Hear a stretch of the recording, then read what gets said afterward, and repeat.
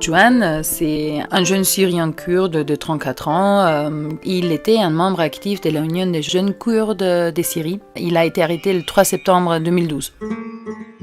Au moins on pense ça parce qu'en réalité il est disparu. C'est un détenu libéré qui nous a dit avoir vu Juan dans une antenne des services de la sûreté de l'État à Damas, mais ça c'était juste après son arrestation. Il y a des rumeurs qu'il est encore en vie, mais par contre on ne sait pas du tout où il est. Et on craint fortement pour sa santé parce qu'on sait très bien que les personnes victimes de disparitions forcées en Syrie sont régulièrement torturées, ils sont détenus dans des conditions inhumaines. Juan a toujours été opposé au régime dictatorial syrien depuis sa jeunesse. En 1994, il a commencé par brûler des pneus. L'armée syrienne l'a arrêté et l'a emprisonné pendant 6 mois. En 2004, Juan a de nouveau organisé de nombreuses manifestations contre le régime. Et de nouveau, il a été arrêté et emprisonné, cette fois-ci pour 2 ans. En 2011, nous avons constitué notre mouvement et nous avons recommencé à manifester. Maintenant, ça fait plus de 2 ans qu'il est en prison.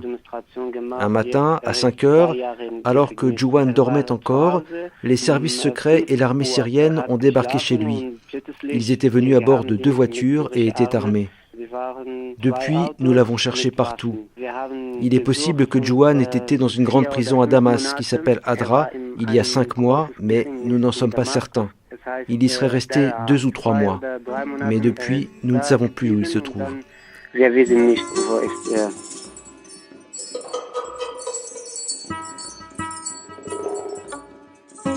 Le fait qu'on peut marcher dans la rue, une voiture peut s'arrêter à côté de toi, tu vas simplement disparaître, ça met la population dans un état de terreur constante.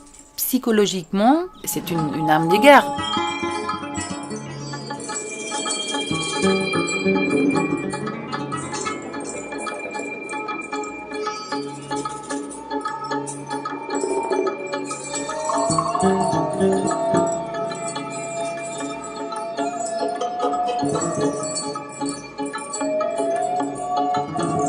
C'est pas une nouveauté que la Syrie est plus ou moins spécialiste pour gérer des géoles, pour torturer. Ça fait des décennies qu'on peut observer ça en Syrie. C'était très présent dans les années 70-80. Et là, depuis 2011, on voit encore une fois les chiffres augmenter fortement des disparitions forcées, mais aussi le recours à la torture. C'est un moyen extrêmement efficace pour réprimer des voix dissidentes.